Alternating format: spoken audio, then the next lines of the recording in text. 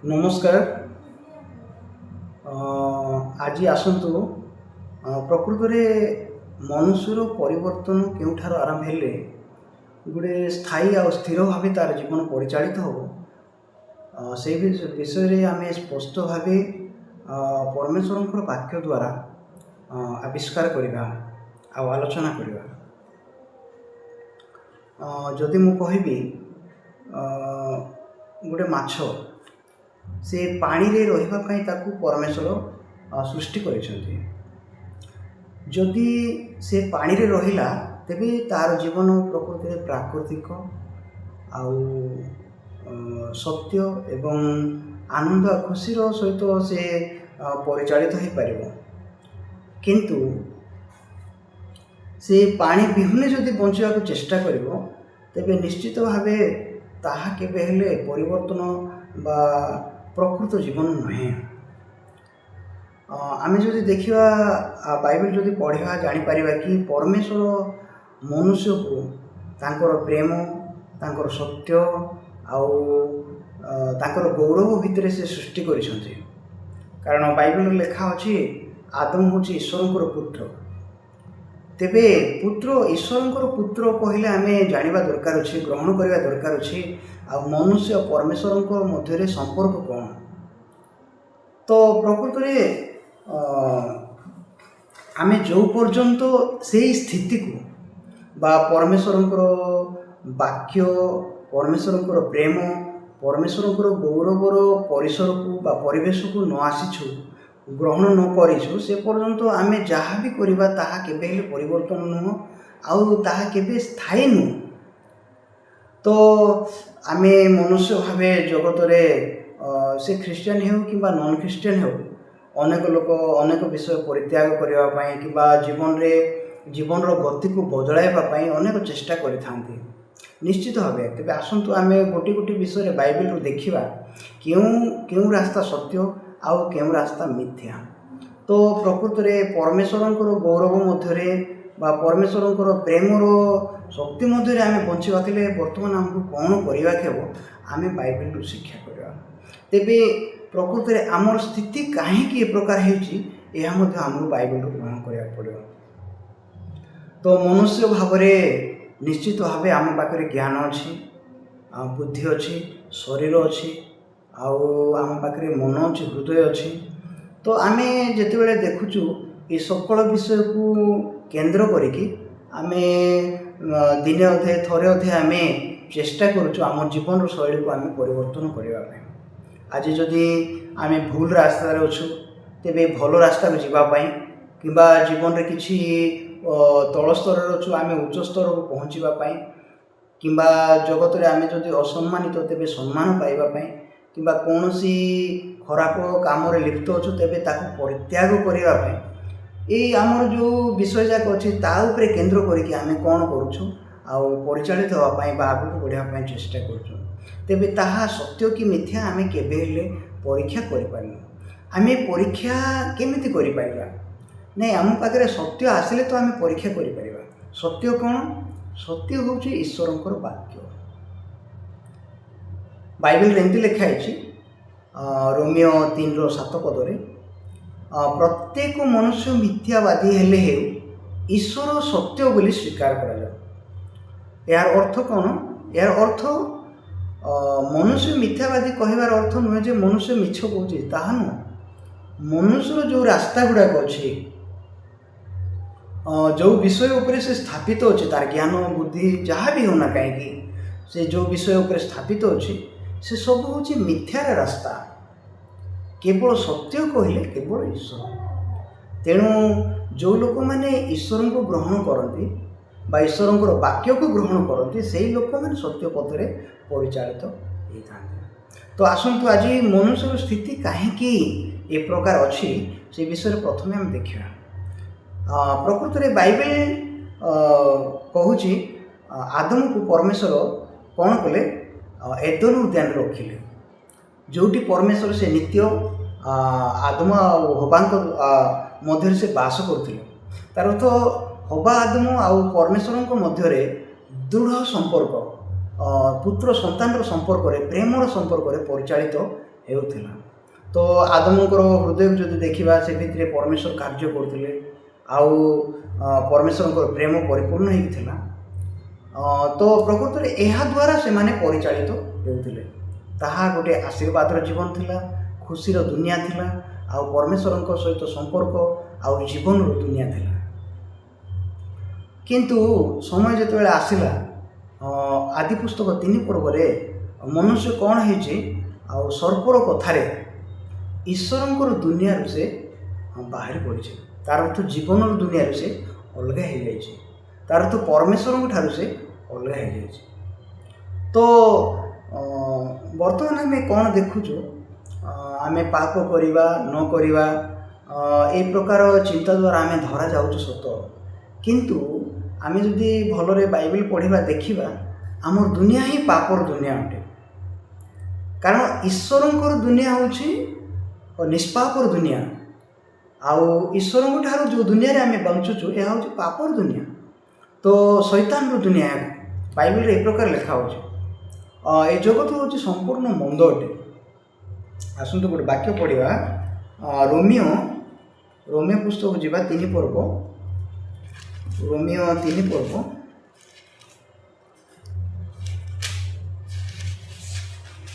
ରୋମିଓ 3 ପର୍ବରୁ ତା'ର 9 ପଦ ମୁଁ ପଢ଼ୁଛି। ଏଠାରେ ଏମିତି ଲେଖା ଅଛି, ତେବେ କ'ଣ ଆମ୍ଭେମାନେ କି ଅନ୍ୟମାନଙ୍କ ଠାରୁ ଶ୍ରେଷ୍ଠ? ନା, କୌଣସି ପ୍ରକାରେ ନୁହେଁ। କାରଣ ଯିହୁଦୀ ଓ ଗ୍ରୀକ୍ ସମସ୍ତେ ଯେ ପାପର ଅଧୀନ, ଆମ୍ଭେମାନେ ପୂର୍ବରେ ଉଭୟଙ୍କ ବିରୋଧରେ ଏହି ଅଭିଯୋଗ କରିଅଛୁ। ତାହେଲେ ତ ହବା ଆଦମ ଯେତେବେଳେ ଈଶ୍ୱରଙ୍କ ଦୁନିଆରୁ ବାହାରିଲେ, ଈଶ୍ୱରଙ୍କ ଠାରୁ ଅଲଗା ହେଲେ, ଜୀବନରୁ ଅଲଗା ହେଲେ, ସେମାନେ ଗୋଟେ ଦୁନିଆରେ ପ୍ରବେଶ କଲେ ଯେଉଁଠିକି ପାପର ଦୁନିଆ। ସେଠି ଜଣେ ପାପ କଲେ ମଧ୍ୟ ପାପୀ, ପାପ ନ କଲେ ମଧ୍ୟ ପାପୀ। ସେଠି ଜଣେ ସତ ଚେଷ୍ଟା କରି ଧାର୍ମିକ ହେଲେ ମଧ୍ୟ ପାପୀ। ମାନେ ସେଇଟା ଗୋଟେ ପାପର ଦୁନିଆ। ଏଠି ଲେଖା ହେଇଛି ସମସ୍ତେ ଯେ ପାପର ଅଧୀନରେ ଅଛନ୍ତି। ଆମେ ବେଳେବେଳେ କ'ଣ ଚିନ୍ତା କରୁଛୁ, ଆମେ ଚେଷ୍ଟା କଲେ ପାପ ନ କରିବା ପାଇଁ ଚେଷ୍ଟା କଲେ ଏହା ସଫଳ ହେଇପାରିବା, ତ ଆମେ ପାପ ନ କରିବା ପାଇଁ ଚାହିଁଲେ ଆମେ ପାପ ନ କରିକି ବଞ୍ଚିପାରିବା, ଏ ପ୍ରକାର ଆମେ ଚିନ୍ତା କରୁଛୁ ସତ। କିନ୍ତୁ ବାକ୍ୟ କ'ଣ କହୁଛି, ହବା ଆଦମ କେଉଁ ଦୁନିଆରେ ପ୍ରବେଶ କଲେ, କେଉଁ ଦୁନିଆରେ ସେମାନେ ବଞ୍ଚିବାକୁ ଆରମ୍ଭ କଲେ? ପାପର ଦୁନିଆ, ଅବିଶ୍ୱାସର ଦୁନିଆ, ଯେଉଁଠିକି ଈଶ୍ୱରଙ୍କର ନିୟନ୍ତ୍ରଣ ନାହିଁ, ଯେଉଁଠିକି ଜୀବନର ପ୍ରଭାବ ନାହିଁ, ଯେଉଁଠିକି ଈଶ୍ୱରଙ୍କର ପ୍ରେମର ଆକୃଷ୍ଟତା ନାହିଁ। ତ ସେ ଦୁନିଆରେ ମନୁଷ୍ୟ ବଞ୍ଚିବାକୁ ଆରମ୍ଭ କଲା। ତାହା ହେଉଛି ଈଶ୍ୱରଙ୍କର ଟୋଟାଲି ବିପରୀତ ଦୁନିଆ, ଈଶ୍ୱରଙ୍କର ବାହାର ଦୁନିଆ। ଯେମିତି ଅପବୟ ପୁତ୍ରର କାହାଣୀ ଆମେ ଶୁଣିଛୁ, ଅପବୟ ପୁତ୍ର ଯେତେବେଳେ ବାପାଙ୍କ ଠାରୁ ସେ ଦୂରକୁ ଚାଲିଗଲା, ସେ ଆଉ ଗୋଟେ ଦୁନିଆରେ ବଞ୍ଚିବା ପାଇଁ ଆରମ୍ଭ କଲା, ଯେଉଁଠିକି ବାପାଙ୍କର ପ୍ରଭାବ ନାହିଁ। ତ ପ୍ରକୃତରେ ଏହି ପ୍ରକାର ଦୁନିଆରେ ମନୁଷ୍ୟ ବାସ କରିକି ସେଠାରେ ସେ ପରିବର୍ତ୍ତନ ହେବା ପାଇଁ ଚେଷ୍ଟା କରୁଛି। ତ ପ୍ରଥମେ ଆମେ ଜାଣିବା ଦରକାର ଅଛି, ଏହା ସମ୍ଭବ କି? ଗୋଟେ ପାଣିରେ ବାସ କରିକି ପାଣି ନ ଛୁଇଁକି ମୁଁ ବଞ୍ଚିବି, ପାଣି ନ ପିଇକି ବଞ୍ଚିବି, ଏହା କହିବା ମୂର୍ଖାମୀ ନା ନାହିଁ? ନିଶ୍ଚିତ ଭାବେ। ତ ପାପର ଦୁନିଆରେ ବଞ୍ଚିକି ଜଣେ ଲୋକ ପାପ ନ କରିବା ପାଇଁ ଚେଷ୍ଟା କରିବ, ଏହା କେବଳ ଗୋଟେ ପ୍ରବଞ୍ଚନା ମାତ୍ର। ତ ବାଇବେଲ ସ୍ପଷ୍ଟ କରୁଛି, ଏଇଟା ଶୈତାନ ଆମମାନଙ୍କ ହୃଦୟରେ ସେ କହିବା ପାଇଁ ଚାହୁଁଛି, ତୁମେ ଚେଷ୍ଟା କଲେ ପାପ ନ କରିକି ବଞ୍ଚିପାରିବ। ତ ଏହା ପ୍ରକୃତରେ ଈଶ୍ୱରଙ୍କର ହୃଦୟ ନୁହେଁ, କିମ୍ବା ଏହା ଈଶ୍ୱରଙ୍କର ବାକ୍ୟ ମଧ୍ୟ ନୁହେଁ। ତ ପ୍ରକୃତରେ ଆମେ ଆମ ଭିତରେ ଯେଉଁ ଜ୍ଞାନ ଅଛି, ଯେଉଁ ବୁଦ୍ଧି ଅଛି, ଯେଉଁ ବିବେକ ଅଛି, ଏହା କେଉଁଠାରୁ ଆସିଛି? ପ୍ରକୃତରେ ଆସନ୍ତୁ ଆମେ ଆଦି ପୁସ୍ତକ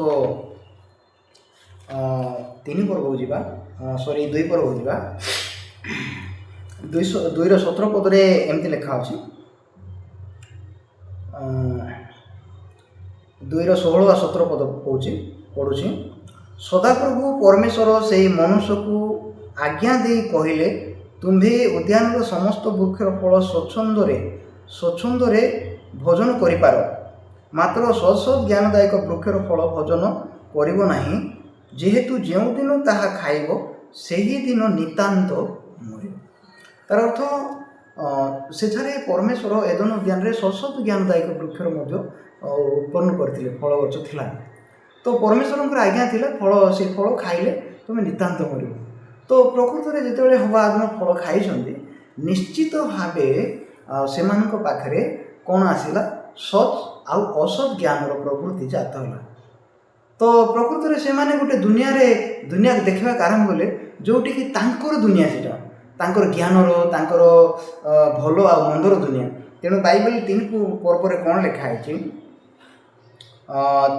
ଆଦି ପୁସ୍ତକ 3 ପର୍ବର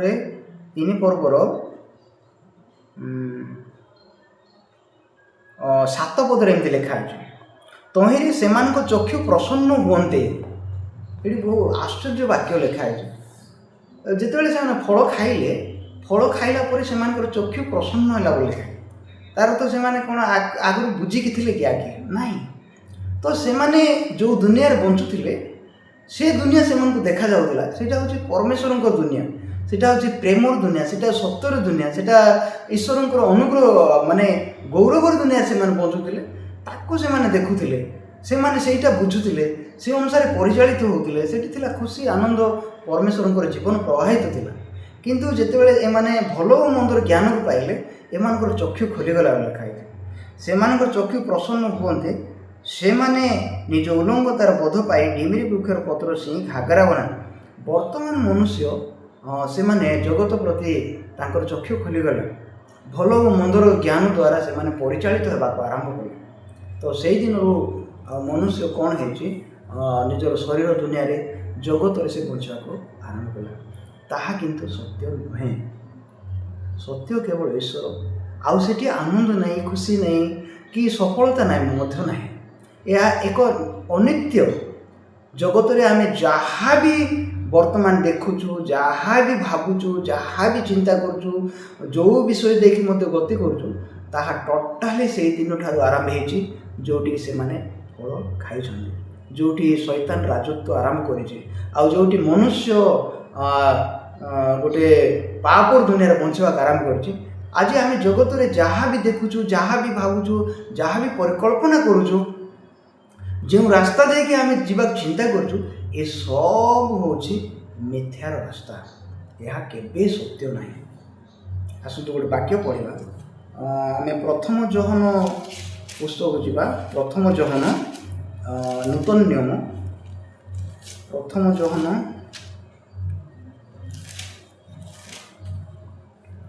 2:17 ପଦ ମୁଁ ପଢ଼ିବି।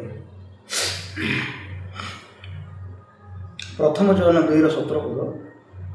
ପୁଣି ସଂସାର ଓ ସେଥିର ଅଭିଳାଷ ଅନିତ୍ୟ, ମାତ୍ର ଯେ ଈଶ୍ୱରଙ୍କର ଇଚ୍ଛା ପାଳନ କରେ ସେ ନିତ୍ୟ ସ୍ଥାୟୀ। ଅନିତ୍ୟ ବୋଲି କାହିଁକି କହିଲା? ବାଇବେଲ ବାକ୍ୟ ପରମେଶ୍ୱର କ'ଣ କହୁଛନ୍ତି? ସଂସାରରେ ଆମେ ଯାହା ବି ଅଭିଳାଷା ରଖିଛୁ, ସେ ଭଲ ଅଭିଳାଷା ହେଉ କିମ୍ବା ମନ୍ଦ ଅଭିଳାଷା ହେଉ, ଆମର ସଫଳତା କିମ୍ବା ଆମର ହୃଦୟର ଅଭିଳାଷା ହେଉ, ଜ୍ଞାନର ଅଭିଳାଷା ହେଉ, ଯାହା ମଧ୍ୟ ଆମେ ଅଭିଳାଷାକୁ ରଖିଛୁ, ନିଶ୍ଚିତ ଭାବେ ମନୁଷ୍ୟ ଭାବରେ ଆମେ ଅନେକ ଅଭିଳାଷ ଦେଇକି ଗତି କରୁଛୁ। ଆମେ ଶରୀରକୁ ନେଇକି, ଆମର ଜ୍ଞାନକୁ ନେଇକି, ଆମ ବୁଦ୍ଧିକୁ ନେଇକି, ଆମର ପରିସ୍ଥିତିକୁ ନେଇକି ଆମେ ବଞ୍ଚିବା ପାଇଁ ଆରମ୍ଭ କରୁଛୁ। ଆଉ ସେଠି ଆମେ ଚେଷ୍ଟା କରୁଛୁ ପରିବର୍ତ୍ତନ ହେବା ପାଇଁ, ନିଶ୍ଚିତ ଭାବେ। ଆଉ ଅନେକ ଲୋକ କିଛି ସମୟ ପାଇଁ, କିଛି ବର୍ଷ ପାଇଁ, କିଛି ଦୂର ପାଇଁ ସେମାନେ ପରିବର୍ତ୍ତନ ମଧ୍ୟ ଦେଖାଯାଉଛନ୍ତି ପରିବର୍ତ୍ତନ ହେଲା ପରେ। କିନ୍ତୁ ବାଇବେଲ ସ୍ପଷ୍ଟ ଭାବେ କହୁଛି ତାହା ହେଉଛି ଅନିତ୍ୟ। ସେଠି ନିତ୍ୟସ୍ଥାୟୀ ନୁହଁ, ସେଇଟା ପରମାନେଣ୍ଟ ନୁହଁ। ତ ପ୍ରକୃତରେ ଏହା ଗୋଟେ ପରିବର୍ତ୍ତନ ନୁହଁ। ଜଣେ ଜଣେ ନିଶାଦ୍ରବ୍ୟ ସେବନରୁ ମୁକ୍ତ ହେଉଛନ୍ତି, ଜଣେ ଜଣେ ବ୍ୟଭିଚାରରୁ ମଧ୍ୟ ମୁକ୍ତ ହେଲା ପରେ ଜଣାପଡ଼ୁଛନ୍ତି। ଆଉ ନିଶ୍ଚିତ ଭାବେ ଜଗତରେ ତାକୁ ଭଲର ଆଖ୍ୟା ଦିଆଯାଇପାରେ, କିନ୍ତୁ ତାହା ଧାର୍ମିକତାର ଆଖ୍ୟା ନୁହେଁ, ସେ ପବିତ୍ରତାର ଆଖ୍ୟା ନୁହେଁ। ଆଉ ଜଗତରେ ଅନେକ କର୍ମ କରିକି ଅନେକ ଲୋକ ସମ୍ମାନର ଅଧିକାରୀ ମଧ୍ୟ ହୁଅନ୍ତି, କିନ୍ତୁ ସେ ମଧ୍ୟ ଧାର୍ମିକ ନୁହେଁ, ସେ ମଧ୍ୟ ପାପର ଜଗତରେ ଅଛି, ତା ଭିତରେ ମଧ୍ୟ ପାପ ବାସ କରୁଛି। ତ ପ୍ରକୃତରେ ଆମେ ଯେଉଁ ରାସ୍ତାରେ ଜଗତରେ ଯେଉଁଠି ମଧ୍ୟ ଆମେ ଆଶା ରଖିଛୁ, ତାହା ହେଉଛି ମିଥ୍ୟା ରାସ୍ତା। ଆମ ଶରୀରରେ ଉପରେ ହେଉ କିମ୍ବା ଆମ ଜ୍ଞାନ ଉପରେ ହେଉ କିମ୍ବା ଆମ ହୃଦୟ ଉପରେ ହେଉ। ତ ପରମେଶ୍ୱର ସ୍ପଷ୍ଟ ଭାବେ ସେଠାରେ ଆଦି ପୁସ୍ତକ 6:5 ପଦରେ ଲେଖିଛନ୍ତି, ତହିଁରେ ସଦାପ୍ରଭୁ ଦେଖିଲେ ଯେ ପୃଥିବୀରେ ମନୁଷ୍ୟର ଦୁଷ୍ଟତା ଅତି ବଡ଼, ଆଉ ତାହାର ଅନ୍ତଃକରଣର ଭାବନାର ପ୍ରତ୍ୟେକ କଳ୍ପନା ଅବିରତ ମନ୍ଦ ମାତ୍ର। ତ ଅନେକ ସମୟରେ ଆମେ ଦେଖୁଛୁ କି ଆମର ହୃଦୟର ଅଭିଳାଷା ଅନୁସାରେ ଆମେ ପରିଚାଳିତ ହେଉଛୁ। हृदय आमको आमर मन आमको जुआड़े नौ आम सियाड़े जावाई इच्छा करूँ किंतु कहीं लोक मैंने भरोसा करके परिचालित होती कारण से माने केबे हेले जानी ना कि ताहा सत्य कि मिथ्या से रास्ता ठीक ना भूल तेबे आमे केमिति जानी परबा से रास्ता ठीक ना भूल नहीं किछि आमे आज किछि जांच करबा दरकार नहीं आमे केवल ईश्वरंकर वाक्य को जदि ग्रहण करि परिबा आमे जानि परबा सेटा भूल रास्ता बोली तेबे मो हृदय बा मो मन रे जेतिकी भी चिंता बाहरुछि परमेश्वर सब चिंता मंद बोली कहछन ताहार अंतःकरणर प्रत्येक तार अंतःकरणर भावनार प्रत्येक कल्पना अविरत मंद मात्र अविरत माने नॉन स्टॉप तेबे मु कहीं मो ऊपर आशा रखुची तार गोटे मात्र कारण मु जितेबाला ईश्वरंकर वाक्य को ग्रहण करूना आज जो लोक मैंने ईश्वरंकर वाक्य को ग्रहण करूना से माने केवल ज्ञान भाव रे वाक्य को शिखिकी से माने वाक्य द्वारा आम परिचालित होचु वाक्य को आम पालन करुचु बोलिकी किछि किछि भल विषय करके से माने परिवर्तन आड़ को गति कला परिके अनुभव करुचंती किंतु से माने प्रकृत रे शैतान द्वारा धरा जाइछंती ताहा गोटे रास्ता नहीं परिवर्तन रास्ता ताहा कदापि नुहे तो प्रकृत रे शैतान एमती अनेक लोक चालाक से करुचे किंतु प्रकृत परिवर्तन कौटू आसे जितेबाला आम परमेश्वर वाक्य को ग्रहण करा मु टोटाली मंद बोलिकी जी ग्रहण कर किए ग्रहण कर ना जी ईश्वरंकर वाक्य को देखुची जी ग्रहण करुँची ईश्वरंकर वाक्य जदि मत मंद बोली कहूँ तार अर्थ मु प्रकृत में मंद अटे आम जांच कले केबे पाइपर ना टोटाली मंद बोली किंतु जितेबाला पाउल ग्रहण कले से रोमियो 7:18 पद लिखिं मोठारे अर्थात मो शरीर रे जे कौन सी उत्तम विषय बास करे ना यह मु जाने से जानिले केमती परमेश्वर वाक्य को से ग्रहण कले तो प्रकृत रे यही प्रकार लोक आमे पापर दुनिया रे बंचुथिबा लोक माने पापर अधीन रे बंचुथिबा लोक माने किंतु बेले बेले आमे जेतेबेले वाक्य शुणुचु चर्च जाउछु आमे कोन चिंता करिया आरंभ करछु ना आज ठार मु परिवर्तन हेबाक अछि ना आज ठार मते पाप छाड़ीबाक अछि प्रकृत रे यह शैतान रो प्रतारणा आमे जहा कले मध्य से पापर दुनिया रो आमे मुक्त हे परिबा नाही प्रथमे हमको ए जानिबा पड़ियो जीशु कौन कहले पुत्र जदि तुम मान मुक्त करेंगे ताहा हेले तुम्हें मैंने प्रकृत में मुक्त हो रोमियो 8:8 एमती लिखा है तो आमको मुक्त करने ईश्वर कार्य करने दरकार अच्छी तेज ईश्वर जदि कार्य करेंगे ताहा हेले आम मुक्त हो पारिबा तो किंतु ए सत्य को लोक मैंने ग्रहण कर पारना तेणु से मैंने कौन कर गोटे चेष्टार दुनिया रे भासुं चेष्टा को प्रयोग कर हाँ चेष्टा करवा भल किंतु सफल हे कि विफल हे सेटा भी हमको जानवा दरकार अच्छे तो बाइबल कहूँ आम चेष्टार कौन सी सफलता नहीं तो प्रकृत में आम सत चेष्टा कले पाप ही करवा लोक तेणु जीशु ख्रीस्ट आम उद्धार करने आसिले तेणु आज आम हृदय को बदलवा दरकार अच्छे केवल ईश्वर वाक्य को ग्रहण करने दरकार अच्छे आ जीशु को ग्रहण करने दरकार अच्छे हेल्ले कौ लोक मैंने जीशु को ग्रहण करेंगे जो लोक मैंने निजक मंद बोलिकी पाइले ईश्वर वाक्य द्वारा तांको हृदय स्थापित है मु टोटाली मंद मु करप्टेड लोक मु पापर अधीन बंचुवा लोक अटे जो लोक ईश्वर वाक्य ग्रहण कला मु 100% मंद अटे यही लोक सहज जीशु को ग्रहण कर तो जीशु आसिक कौन कले से ग्रहण कर जीशु आसिक कौन कले जीशु आम उद्धार कार्य को समापन कले कौटी कालवरी क्रूस आसतु गोटे वाक्य पढ़ा मु पढ़ुची गालातीय 2 पर्वर तार 20 पद गालातीय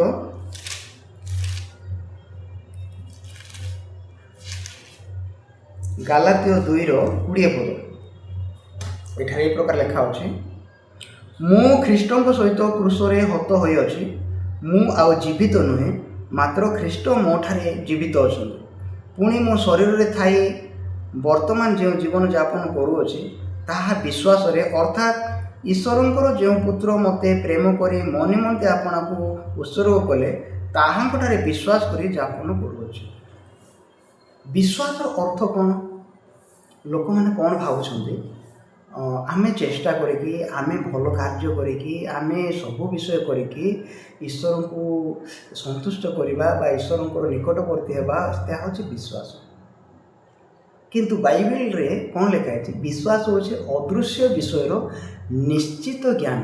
ଅଦୃଶ୍ୟ ମାନେ ମନୁଷ୍ୟ ଶତ ଚେଷ୍ଟା କଲେ ମଧ୍ୟ ସେ ଦେଖିପାରିବ ନାହିଁ। କେବଳ ଈଶ୍ୱର କହୁଅଛନ୍ତି, ତାକୁ ଗ୍ରହଣ କରିବା ହେଉଛି ବିଶ୍ୱାସ। ତେବେ ଲୋକମାନଙ୍କ ହୃଦୟରେ କେମିତି ବିଶ୍ୱାସ କ'ଣ ବୋଲି ସେମାନେ ଚିନ୍ତା କରୁଛନ୍ତି? ଯେହେତୁ ସେମାନେ ବାପ୍ତିସ୍ମ ନେଇଛନ୍ତି, ଯେହେତୁ ସେମାନେ ପ୍ରଭୁ ଭୋଜ ଖାଉଛନ୍ତି, ଯେହେତୁ ସେମାନେ ବାଇବେଲ ପଢ଼ୁଛନ୍ତି, ଯେହେତୁ ସେମାନେ ମଦ ଛାଡ଼ିଛନ୍ତି, ଯେହେତୁ ସେମାନେ ଭାଙ୍ଗ ଖଇନି ଛାଡ଼ିଛନ୍ତି, ସେଥିପାଇଁ ସେମାନେ କ'ଣ କହୁଛନ୍ତି? ମୁଁ ମଧ୍ୟ ଦିନେ ସେହି ପ୍ରକାର ଚିନ୍ତା କରୁଥିଲି, ସେଥିପାଇଁ ମୁଁ ବିଶ୍ୱାସୀ ବୋଲିକି ମୁଁ ନିଜକୁ ବାଛି ଧରି ନେଇଥିଲି। କିନ୍ତୁ ବିଶ୍ୱାସ ସେ ବିଷୟ ନୁହଁ। ଯାହା ଦେଖାଯାଉଛି, ଯାହା ଜଣାପଡ଼ୁଛି, ଯାହା ବୁଝାଯାଉଛି, ତାହା ବିଶ୍ୱାସ କରିବାର କିଛି ଆବଶ୍ୟକତା ନାହିଁ। ଯୀଶୁଙ୍କୁ ଈଶ୍ୱରଙ୍କୁ ଯଦି ଆମେ ଦେଖିଥାନ୍ତେ, ସ୍ୱର୍ଗକୁ ଆମେ ବୁଝିଥାନ୍ତେ, ଦେଖିପାରିଥାନ୍ତେ, ଆମକୁ ବିଶ୍ୱାସ କରିବାର କୌଣସି ଆବଶ୍ୟକତା ନାହିଁ। କିନ୍ତୁ ବିଶ୍ୱାସ ସେହି ବିଷୟ ଯାହାକି ଆମେ ଦେଖିପାରୁନୁ କିମ୍ବା ବୁଝିପାରିବା ନାହିଁ। ତ ପ୍ରକୃତରେ ଅଦୃଶ୍ୟ ବିଷୟରେ ନିଶ୍ଚିତ ଜ୍ଞାନ ହେଉଛି ବିଶ୍ୱାସ।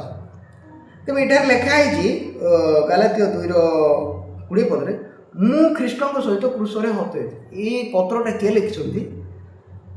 ପାଉଲ ଲେଖିଛନ୍ତି। ତେବେ ଯୀଶୁ କାହା ପାଇଁ ହତ ହେଲେ? ଯୀଶୁ ସାରା ଜଗତର ଲୋକ ପାଇଁ ହତ ହେଲେ। ଈଶ୍ୱର ଜଗତକୁ ଏଡ଼େ ପ୍ରେମ କଲେ ଯୋଗୁଁ ଲେଖା ହେଉଛି। ତେବେ କେବଳ ଜଣେ ପାଉଲ ହତ ହେଲେ କି? ଯୀଶୁ ଯାହା ବି କରିଛନ୍ତି ତାହା କ'ଣ କୌଣସି ଗୋଟେ ନିର୍ଦ୍ଦିଷ୍ଟ ଲୋକ ପାଇଁ କରିଛନ୍ତି କି? ନାଇଁ, ଯଦି ବାକ୍ୟରେ ଯଦି ଲେଖା ହେଇଛି ହତ ହେବା କଥା କ୍ରୁଶରେ, ତେବେ ଜଗତର ସମସ୍ତେ ହତ ହେଇଛନ୍ତି। ବାଇବେଲ କ'ଣ କହୁଛି? ମୁଁ ଖ୍ରୀଷ୍ଟଙ୍କ ସହିତ କ୍ରୁଶରେ ହତ ହୋଇଅଛି। ଏହି ବାକ୍ୟକୁ ଅନେକ ଲୋକ କେବଳ ଜ୍ଞାନ ଦ୍ୱାରା, ଜ୍ଞାନ ଭାବରେ ଗ୍ରହଣ କରିଛନ୍ତି, ବୁଝିଛନ୍ତି। ତେବେ ମୁଁ ଯଦି ନିଜର ଜ୍ଞାନକୁ ପ୍ରୟୋଗ କରିବି, ମୋର ପରିସ୍ଥିତିକୁ ପ୍ରୟୋଗ କରିବି, ଆଉ ମୋର ଦେଖୁଥିବା ବିଷୟକୁ ମୁଁ ଯଦି ପ୍ରୟୋଗ କରିବି, ତେବେ ମୁଁ କେତେବେଳେ ଯୀଶୁଙ୍କ ସହିତ କ୍ରୁଶରେ ହତ ହେଇଛି? ନାଇଁ, ମୋର ପରିସ୍ଥିତିକୁ ପ୍ରୟୋଗ କରିବା ମାନେ ସେଇଟା କେବେ ବିଶ୍ୱାସ ନୁହେଁ। ବିଶ୍ୱାସ କେବଳ ଈଶ୍ୱରଙ୍କ ଆଡ଼ୁ ଯାହା କୁହାଯାଉଛି ତାକୁ ଗ୍ରହଣ କରିବାଟା ହେଉଛି ବିଶ୍ୱାସ। ଯେତେବେଳେ ଜାଇରସର ଝିଅ ମରିଯାଇଛି, ଜଗତର ଯେଉଁ ଆଡ଼ୁ ଆମେ ଶୁଣିବାକୁ ଚେଷ୍ଟା କରିବା, ମରିଛି ବୋଲିକି ସ୍ୱର ଆସିବ। ମୋର ଶରୀରରୁ ହଉ, ମୋର ଜ୍ଞାନରୁ ହଉ, ମୋର ଚକ୍ଷୁରୁ ହଉ, ମୋର ପାଟିରୁ ହଉ, ଲୋକଙ୍କର ଦେଖାରୁ, ଜଗତର ଯେତିକି ବିଷୟବସ୍ତୁରେ ଆମେ ବାସ କରୁଛୁ, ଯେଉଁ ଆଡ଼ରୁ ବି ସ୍ୱର ଆସିବ ତାହା ମରିଛି ବୋଲିକି ହିଁ ସ୍ୱର ଆସିବ। କିନ୍ତୁ ଆଶ୍ଚର୍ଯ୍ୟ ଭାବେ ଯୀଶୁଙ୍କ ଠାରୁ ଗୋଟେ ସ୍ୱର ଆସୁଛି, ସେ ଶୋଇପଡ଼ିଛି। ତେବେ ମୁଁ ଶୋଇପଡ଼ିଛି ବୋଲି ବିଶ୍ୱାସ କରିବାଟା ହେଉଛି ବିଶ୍ୱାସ। ଏହା ଆମେ ଚେଷ୍ଟା କଲେ ବି ଜାଣିପାରିବା ନାହିଁ, ବୁଝିପାରିବା ନାହିଁ, କେବଳ ଯୀଶୁ କହୁଛନ୍ତି। ତ ବିଶ୍ୱାସ ଏଇଟା କୁହାଯାଏ ବିଶ୍ୱାସ। କେବଳ ଈଶ୍ୱରଙ୍କ ଠାରୁ ସେ ସ୍ୱର ଆସୁଛି, ତାକୁ ମୁଁ ଗ୍ରହଣ କରୁଛି। ତ ଏଠି ଲେଖା ହେଇଛି ମୁଁ ଖ୍ରୀଷ୍ଟଙ୍କ ସହିତ ହତ ହୋଇଛି। ଏଠି ଲେଖା ହେଇଛି ମୁଁ ଖ୍ରୀଷ୍ଟଙ୍କ ସହିତ କ୍ରୁଶରେ ହତ ହେଇଛି। ଆମମାନେ ବାଇବେଲ ଯଦି ପଢ଼ିବା ଜାଣିପାରିବା, ଯିଏ ମରିଅଛି ସେ ପାପରୁ ମୁକ୍ତ ହେଇଛି ବୋଲି ଲେଖା ହେଇଛି। ମୃତ ଗୋଟେ ବିଷୟ, ତାହା ଗୋଟେ ଦୁନିଆରୁ ଆଉ ଗୋଟେ ଦୁନିଆକୁ ନେଇଯାଏ। ମାନେ ମୃତ ଗୋଟେ ବିଷୟ ଯାହାକି ସକଳ ବିଷୟର ସମାପ୍ତି ଘଟାଇ ଦେଇଥାଏ। ତ ପରମେଶ୍ୱର ଆମଠାରୁ କିଛି ଆଶା କରିପାରିଲେ ନାହିଁ। ତ ପରମେଶ୍ୱର ଜାଣିଛନ୍ତି କି ଆମେ ଗୋଟେ ଲୋକ, ଆମେ ପାପରୁ କେବେ ହେଲେ ପରିବର୍ତ୍ତନ ହୋଇପାରିବା ନାହିଁ। ସେଥିପାଇଁ ସେ କ'ଣ କଲେ? କ୍ରୁଶରେ ଆମମାନଙ୍କୁ ସମାପ୍ତ କରିଅଛନ୍ତି। କ୍ରୁଶରେ ସେ ଆମମାନଙ୍କୁ ସମାପ୍ତ କରିଅଛନ୍ତି। ଯେଉଁ ଲୋକମାନେ କେବଳ ବାକ୍ୟ ସତ୍ୟ ବୋଲିକି ଗ୍ରହଣ କରୁଛନ୍ତି, ସେମାନେ ନିଶ୍ଚିତ ଭାବେ କହିପାରିବେ, ହଁ ମୁଁ କ୍ରୁଶରେ ମରିଯାଇଛି, ମୁଁ କ୍ରୁଶରେ ମରିଯାଇଛି। ମୁଁ ଯଦି ଦେଖିବି ମୁଁ ବଞ୍ଚିଛି, ଖାଉଛି, ପିଉଛି, ଯେମିତି ହବା ଆଦମକୁ କୁହାଯାଇଥିଲା, ତୁମେ ଯେଉଁଦିନ ଫଳ ଖାଇବ, ସେ ଯେଉଁଦିନ ଶସ୍ୟ ଜ୍ଞାନଦାୟକ ବୃକ୍ଷର ଫଳ ଭୋଜନ କରିବ, ସେଦିନ ନିତାନ୍ତ ମରିବ। କିନ୍ତୁ ଲୋକମାନେ ଗ୍ରହଣ କରିପାରୁନାହାନ୍ତି ସେମାନେ ହବା ଆଦମ ମରିଯାଇଛନ୍ତି ବୋଲି। କାହିଁକି ସେମାନେ ଗ୍ରହଣ କରିପାରୁନାହାନ୍ତି? କାରଣ ସେମାନେ ପରିସ୍ଥିତିକୁ ଦେଖୁଛନ୍ତି। ସେମାନେ ଉଲଙ୍ଗତାର ପଦ ପାଇଲେ, ଡିମିରି ବୃକ୍ଷର ପତ୍ର ସିଂ କରି ପିନ୍ଧୁଛନ୍ତି, ତାଙ୍କର ପୁରା ହେବଳ କଇନ ଜନ୍ମ ହେଲେ, ସେମାନେ କେମିତି ମରିଛନ୍ତି? ତ ଏହା ହେଉଛି ଗୋଟେ ବିଷୟ। ଏଇଟା ଜ୍ଞାନ ଦ୍ୱାରା ପରିସ୍ଥିତିକୁ ଦେଖିବା। ଏହା ହେଉଛି ସେଇ ଚକ୍ଷୁ, ଯେଉଁ ଚକ୍ଷୁ କି ଫଳ ଖାଇଲା ପରେ ଉତ୍ପନ୍ନ ହେଇଛି, ମାନେ ଖୋଲି ଯାଇଛି। ତ ଆଜି ମଧ୍ୟ ଲୋକମାନେ ସେଇ ଚକ୍ଷୁକୁ ବ୍ୟବହାର କରୁଥିବା ଯୋଗୁଁ, ସେଇ ଚକ୍ଷୁରେ ଦେଖୁଥିବା ଯୋଗୁଁ ଆଉ ସେଇ ଜ୍ଞାନ ଦ୍ୱାରା ବୁଝୁଥିବା ଯୋଗୁଁ ସେଇ ଭଲ ମନ୍ଦର ଜ୍ଞାନ ହୃଦୟ ରହିଥିବା ସେଇ ଦ୍ୱାରା ବୁଝୁଥିବା ଯୋଗୁଁ ସେମାନେ ଈଶ୍ୱରଙ୍କର ବାକ୍ୟକୁ ଗ୍ରହଣ କରିପାରୁନାହାନ୍ତି। ତ ପ୍ରକୃତରେ କୃଷରେ ମୁଁ ସମାପ୍ତ ହୋଇସାରିଛି। ଯୀଶୁଖ୍ରୀଷ୍ଟଙ୍କ ମୁଁ ଆଉ ଜୀବିତ ନୁହେଁ, ମାତ୍ର ଖ୍ରୀଷ୍ଟଙ୍କ ସହିତ କୃଷରେ ଅତଏ। ତ ପରମେଶ୍ୱର ଆମମାନଙ୍କୁ କ'ଣ କରିଛନ୍ତି? ଯୀଶୁଙ୍କ ସହିତ ସମାପ୍ତ କରିକି ଯୀଶୁଙ୍କ ସହିତ ସମାପ୍ତ କରିଅଛନ୍ତି ଏବଂ ତାଙ୍କର ପୁନରୁତ୍ଥାନ ଦ୍ୱାରା ଆମମାନଙ୍କୁ ମଧ୍ୟ ଯୀଶୁଙ୍କ ସହିତ ଉତ୍ଥାପିତ କରିଅଛନ୍ତି। ଆସନ୍ତୁ ଗୋଟେ ବାକ୍ୟ ପଢ଼ି ଆମେ ସମାପ୍ତ କରିବା। ରୋମିଓ 6 ପର୍ବକୁ ଯିବା। ରୋମିଓ 6 ପର୍ବ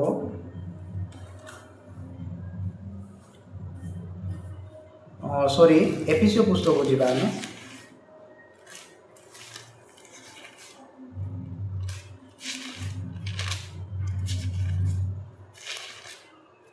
ଏଫେସୀୟ